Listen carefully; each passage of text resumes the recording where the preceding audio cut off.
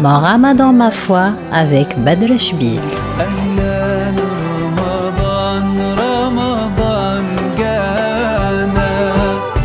La louange est à Dieu, Seigneur des univers. J'atteste qu'il n'y a pas de divinité à part Allah, seul et unique, sans associé ni équivalent. Et j'atteste que Sayyidina Muhammad, sallallahu alayhi wa sallam, est son serviteur et son messager.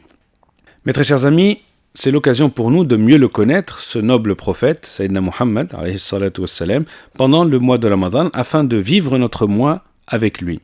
Parce que vous savez que s'il n'est pas là avec nous physiquement, eh bien, il est présent à travers ses bons comportements, son amour, sa gentillesse, sa générosité, sa noblesse de caractère.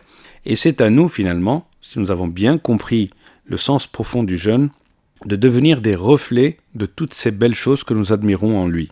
Alors, on a déjà parlé de pas mal de bons comportements qu'il nous avait recommandés, mais ce qu'il faut savoir, c'est que il nous apprend quelque chose d'autre en termes de méthodologie et de pédagogie. C'est que lorsque Sayyidina Muhammad sallallahu alayhi wa sallam nous demandait de faire quelque chose, il était toujours le premier à la faire et il était toujours celui qui en faisait le plus. Et c'est à nous de méditer ça lorsque nous transmettons ces valeurs à nos enfants ou à des gens autour de nous. Il était exemplaire. Et il a un très grand mérite, c'est de nous avoir transmis le message d'Allah subhanahu wa ta'ala. Mais nous avons une espèce de petit paradoxe, c'est que nous aimons très fort un inconnu. Alors pour lever ce paradoxe, eh bien imaginons qu'il soit là avec nous et posons-nous la question, profitons de Ramadan pour ça, comment est-ce qu'on voudrait lui montrer notre amour ? Eh bien, je suis sûr que lui voudrait que l'on suive son exemple, son chemin, que l'on reprenne son flambeau. Alors, c'est une bonne chose de profiter du mois de Ramadan, mes très chers amis, pour apprendre qui il est, qu'est-ce qu'il a vécu, qu'est-ce qu'il a supporté et enduré pour nous transmettre tout ça. Eh bien, ça passe par le fait d'étudier sa biographie.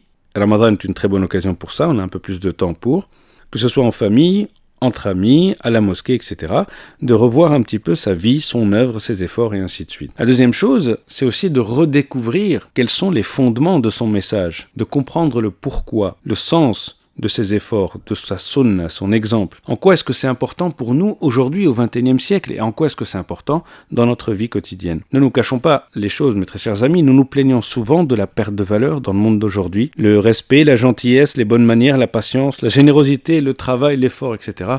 Bon, pour certains, avouons que ce sont des notions très étranges. Eh bien, ce sont autant de valeurs que le prophète nous a recommandées, afin de faire de nous de meilleurs êtres humains. Profitons de Ramadan pour replonger dans tout ça. Et troisième chose, si le fait de l'aimer sincèrement implique d'appliquer ses enseignements, eh bien, n'oublions pas que suivre l'exemple du prophète, sallallahu alayhi wa sallam, c'est également une preuve de notre amour pour Allah subhanahu wa ta'ala, une preuve que l'on montre avec des faits et des gestes. Alors, le prophète sallallahu alayhi wa sallam ne répondait jamais au mal par le mal, mais il pardonnait et il ne tenait pas rigueur. Ça veut dire qu'il n'était pas rancunier.